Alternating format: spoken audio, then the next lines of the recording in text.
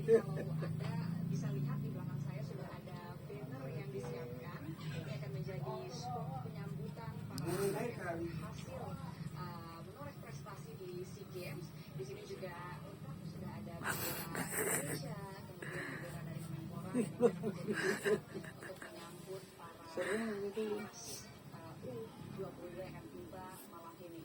Nah, kalau untuk bicara soal persiapan, kalau kami lihat ini petugas dari bandara sudah mulai menyiapkan pembatas. Jadi kalau sebagai gambaran, kalau untuk atlet-atlet dari cabang olahraga lainnya biasanya pembatasnya di belakang saya, tapi ini batasnya diperluas. Gitu Jadi tuh. mungkin masyarakat ataupun supporter yang hadir langsung nanti mau Di dalam apa?